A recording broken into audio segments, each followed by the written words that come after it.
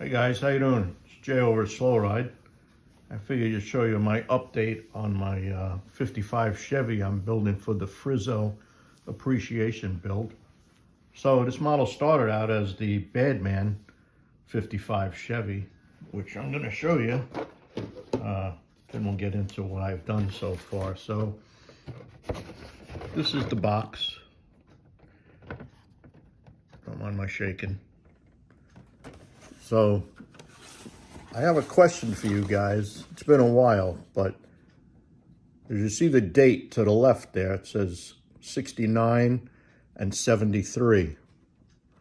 So, I mean, as a kid, I'm sure I had the original kit, and this is the 73 edition. And I had made a video on some problems with the body. It had chips taken out of it and a lot of flash. So I used some parts from this model, and then I used the body from this newer 55 Chevy that's out right here. Yep. So a couple questions I got, guys. As you see in this, it's got a small block Chevy engine in it. Now, as you know, the decals say 396. Most people know that a 396 was a big block Chevy back in the day.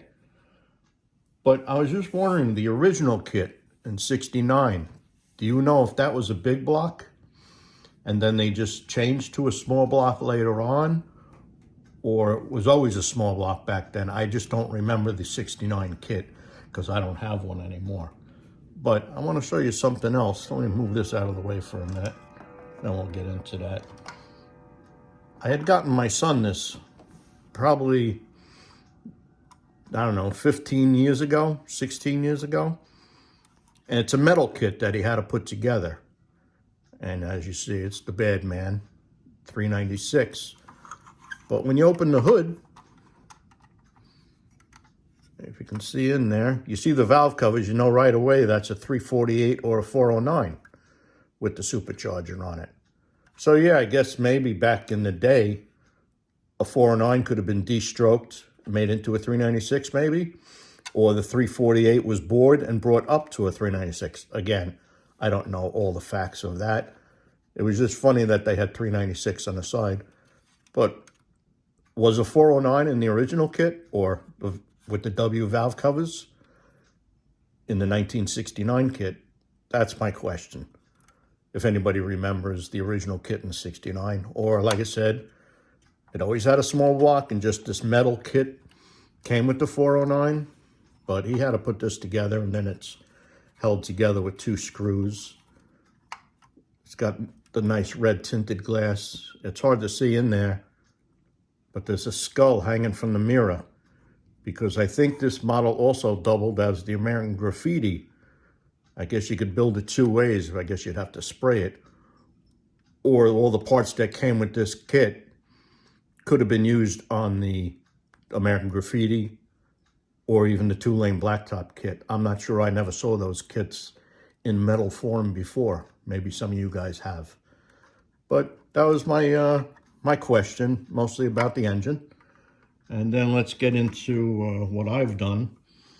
So like I said, I used the body from this one because it was in much, it was in much better shape. So I did the interior,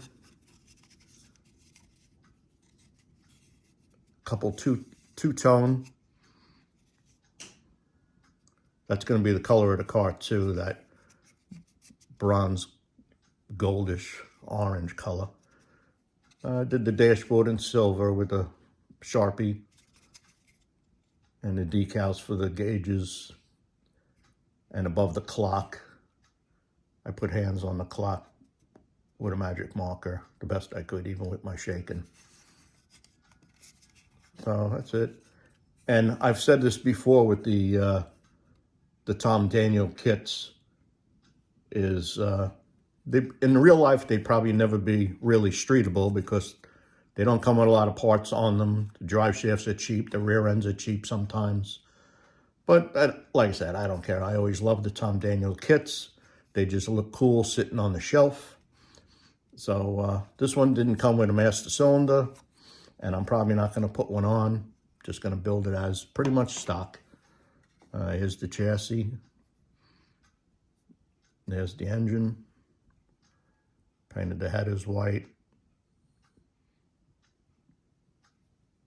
Other than that, it's all stock.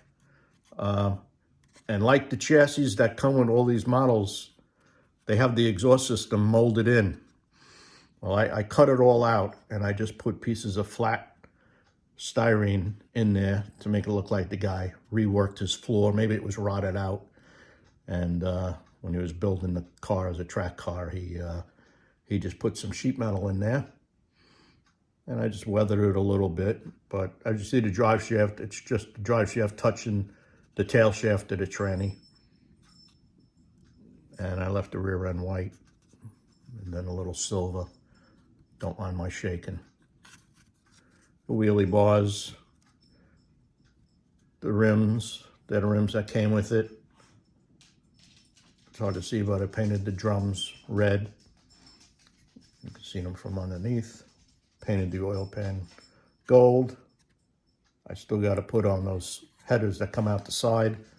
I still got to do that and then finish up the body, and then I can assemble it. And the floor, the tunnel here, that comes through the interior. So I got to put a shifter in there. And then I thought the seats came out pretty cool. Just trimmed them in that orangey gold color. That's Tester's lacquer.